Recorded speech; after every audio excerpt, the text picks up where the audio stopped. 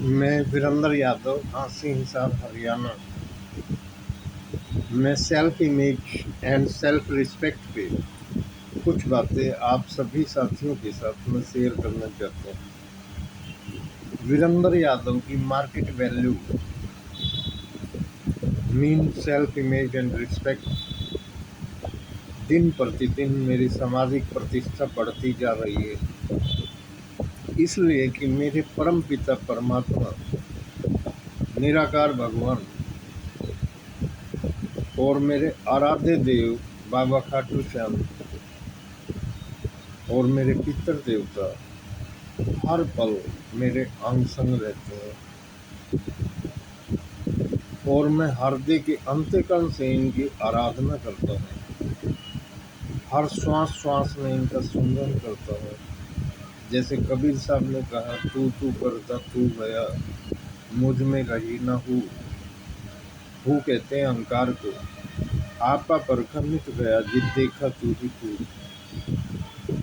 अब मुझे निराकार भगवान के सिवाय जिधर भी देखता हूँ उधर तू ही तू है। तेरा जलवा हर शय में हूबहू है, और परम पिता परमात्मा ने इंसान को अपने ही स्वरूप में रचाया है। गीता में भगवान श्री कृष्ण कहते हैं, पिंडेशो ब्रह्मांडे, हमारे सिर पे जो रोम है, इतने ब्रह्मांड के अंदर सितारे हैं। हमारी दो आंखें हैं, ब्रह्मांड में चंद्रमा और सूरज है। हमारे बॉडी में हड्डियां हैं, इतने ब्रह्मांड में पहाड़ और पठार हैं।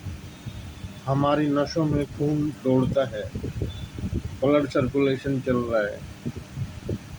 ब्रह्मांड में उतने नदी और नाले हैं। हमारी बॉडी में सबकॉन्शियस माइंड है, जिसको आत्मा कहते हैं। ब्रह्मांड के अंदर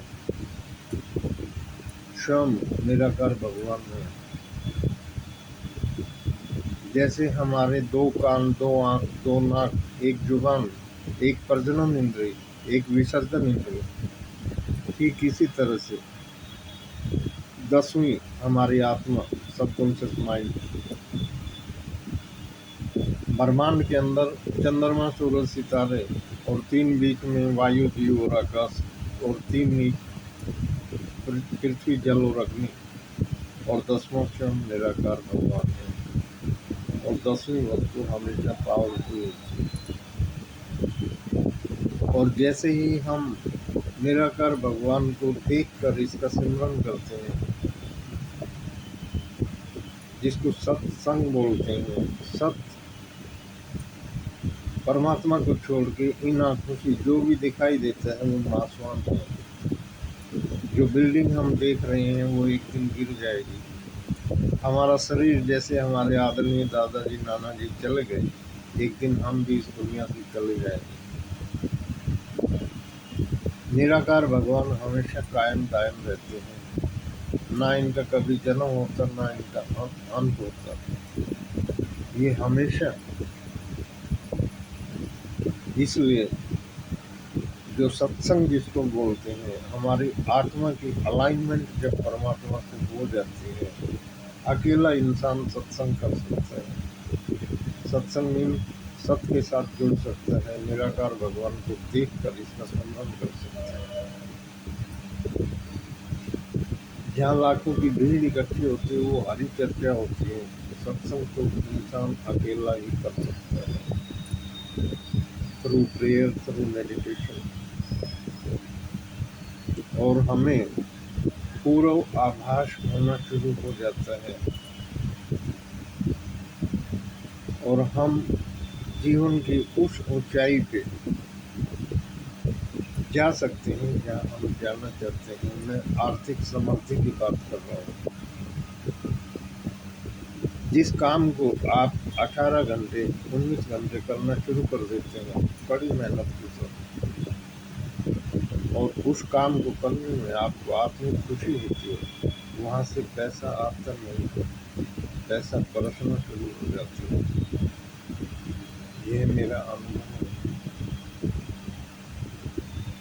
लोग काम नहीं करना चाहते और धन कमाना चाहते हैं, ये पॉसिबल नहीं होता। कड़ी मेहनत, कर्म, पूरी गीता कर्म पे लिखी हुई है।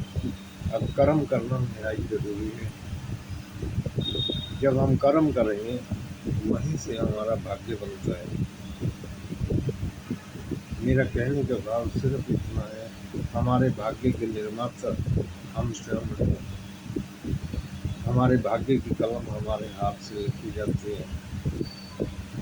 हम जैसा भाग्य बनाना चाहें वैसा हम बना सकते हैं।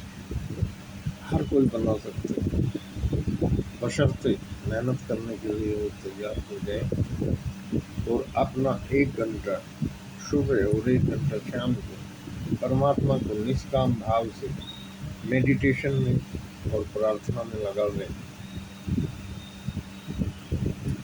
मंदिर में हम जाते हैं तो वहाँ पे जाने के पीछे कारण सिर्फ इतना होता है, हम जाते हैं उससे पहले हजारों लोग वहाँ पे घंटा घड़ियाल बजाते हैं, तो वहाँ जो ध्वनि निकलती है वहाँ ओम का उच्चारण होता है। वहाँ पे आभा मंडल सकारात्मक ऊर्जा से भरा होता है। हमारी बॉडी में, हमारे दिमाग में जितनी भी नेगेटिविटियाँ होती हैं, जैसे ही हम मंदिर में जाते हैं वो तत्काल निकल जाते हैं और हम पॉजिटिव वाइब्रेशन से भर जाते हैं। और वहाँ से उम्मीद के साथ हम अपने काम में लगते हैं तो हमारा काम तेजी से बनना शुरू हो जाता है। ये सिर्फ सकारात्मक ऊर्जा का कमाल होता है। इसलिए हम प्रार्थना में बैठते हैं, मेडिटेशन में बैठते हैं, वहाँ से हमें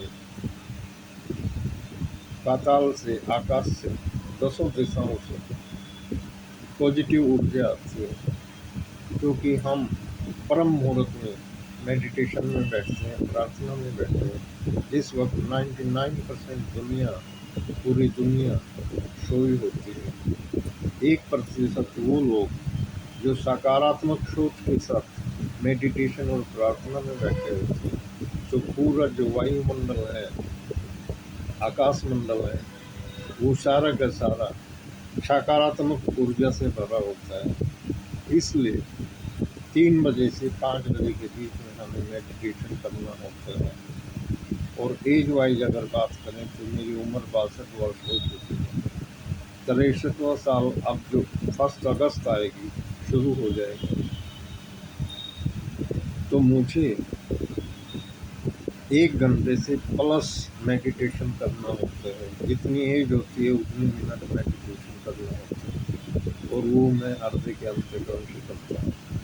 और आप सभी साथियों से गुजारिश है, पॉसिबल हो सके तो आप भी करें, और ज़िंदगी की वो सभी चीज़ें, वो खुशियाँ जो आपने अपने परिवार से वायदा किया है उनको समर्पित करते हैं, उनको वास्तविकता में प्रकट करते हैं अपने ड्रीम को। और समाज के अंदर परमात्मा के धर्म साम्राज्य में हमेशा विधवाओं, अनाथों, बुजुर्गों, लाचारों, अपाहिजों, दीन दुखियों की यथा योग्य मदद रोज करते जाएं, अन्न से, धन से, दवा दारू से, जो भी पॉसिबल हो सके रोज हम शुभ कर्म करते जाएं। और सनातन धर्म ये कहता है गऊ की सेवा हमें रोज करनी चाहिए, उनको गुड़ खिलाएं, पॉसिबल हो सके तो उनके थोड़ी देर 10 मिनट, पॉसिबल हो सके 20 मिनट उस गऊ जिसको गुड़ खिला रहे हैं उस पर हाथ फेरें। वहाँ से हमारा मुकद्दर, हमारा भाग्य, हमारी रुकावटें हमेशा हमेशा के लिए ज़िंदगी से गायब हो जाती है। क्योंकि सनातन धर्म बताता है कि 33 करोड़ देवी और देवता हमारी गौ माता के बाहर और भीतर विराजमान होते हैं। हमारे सभी ग्रह, हमारे पितर दोष सब समाप्त हो जाते हैं। किसी भी पंडित के पास जाने की आवश्यकता नहीं है, मैं बुराई नहीं कर रहा, में सच्चाई और वास्तविकता बताता है। थैंक यू, धन्यवाद, शुक्राना। पुनः सभी साथियों को हार्दिक अंतिम से और आप सभी साथियों से गुजारिश है आप अपने चैनल पावर ऑफ नेटवर्किंग मेरे वीडियो को देखें, लाइक करें, शेयर करें, सब्सक्राइब जरूर करें। Thank you, God bless.